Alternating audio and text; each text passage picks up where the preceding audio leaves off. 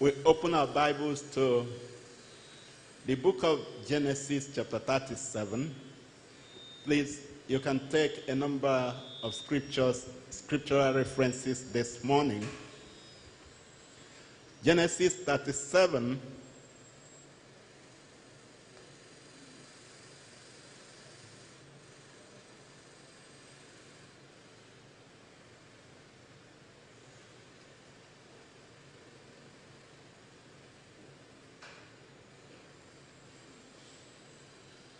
We'll look at verse 29. Please follow me. Genesis 37, 29. And Reuben returned unto the pit, and behold, Joseph was not in the pit, and he rent his clothes. And he returned unto his brethren, and said, the child is not, and I, whither shall I go? Verse 31. And they took Joseph's coat and killed a kid of the goats and dipped the coat in the blood. And they sent the coat of many colors, and they brought it to their father and said, this have we found. Know now whether it be thy son's coat or not. Are we here? Verse 33. And he knew it and said, it is my son's coat. An evil beast had devoured him. Joseph is without doubt rent in pieces. And Jacob rent his clothes and put sackcloth upon his loins and mourned for his son many days. And all his sons and all his daughters rose up to comfort him, but he refused to be comforted. And he said, for I will go down into the grave, mark that, I will go down into the grave unto my son mourning. I will die mourning. I will die sorrowing. I will die with this grief. Thus his father wept for him. That's where we are stopping. The message for this morning is a message that has a kind of awkward topic. And I want you to really, really pay attention. I want you to say to yourself, hope for me. I'm not hearing you. I'm hearing some people. I'm not hearing all of you. Hope for me does come. I didn't say .com. You can also say hope for me .com. You know what .com is? You can say, if you, instead of you to forget this message, say hope for me .com. That's the internet language is .com. You can just say hopefome.com. Or you say hope for me does come. You know that life can hand something to you. Life, this life, sometimes can hand you a challenge that will reduce you to the level of hopelessness. Listen. This life can bring you a package, a challenge, and you open the challenge. It becomes something that will reduce you to the level of hopelessness. It happens in life. Jacob found himself in that situation. He was a man that the enemy packaged a tragedy. Where we just read, the devil intentionally used his own children, packaged a tragedy that was fake. Listen, that thing was fake. What was the intention of the enemy? What was the plan? The plan was to bring this man to the state of hopelessness.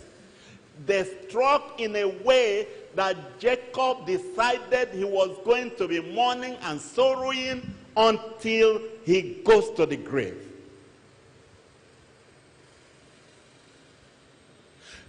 They packaged it in a way that when they delivered it to him, he could not discover that it was fake. But his hope was shattered. The hope he had in that young man was shattered. The enemy handed him something that reduced him to the level of hopelessness, and he was carrying it until his old age. It wasn't God's fault. It was the enemy. The devil did not leave any chance of hope for him until he dies. But that was not what God was saying. That was just the wickedness of man to man.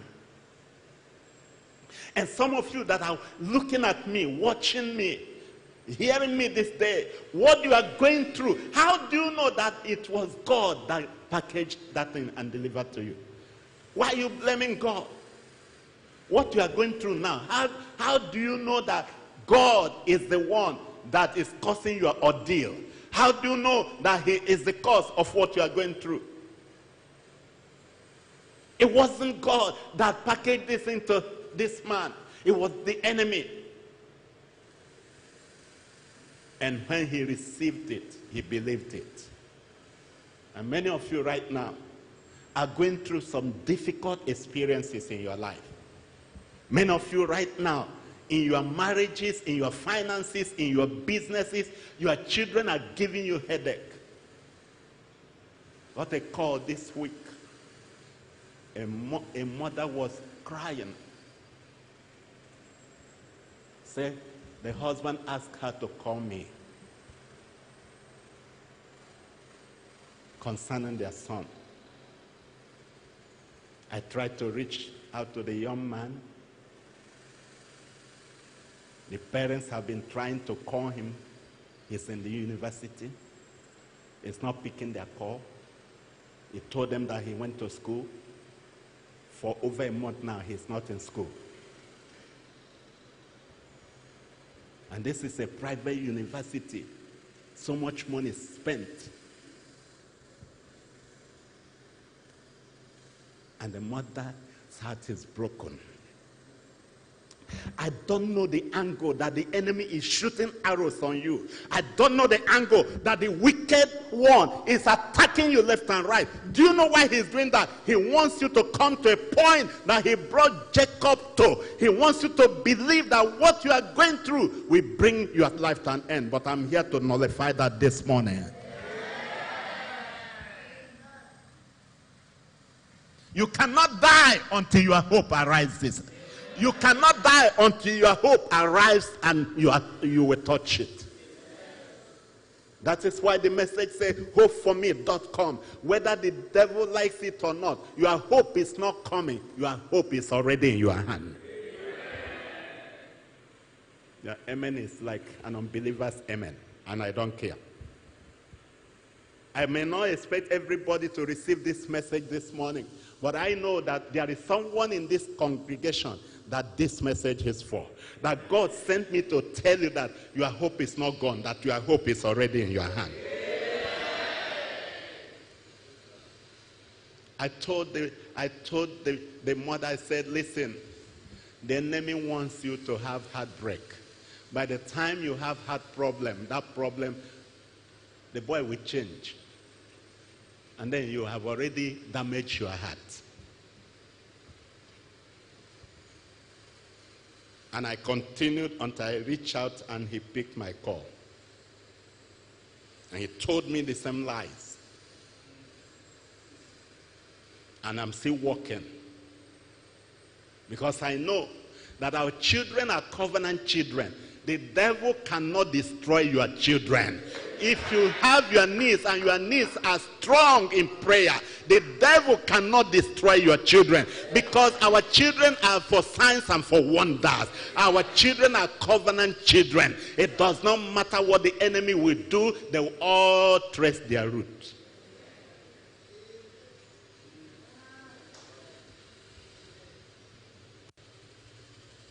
Jacob received the package, cried and refused to be comforted. But I know that as he was crying and mourning, heaven was saying, we didn't give you that package. It's not from this office. It's not from the throne.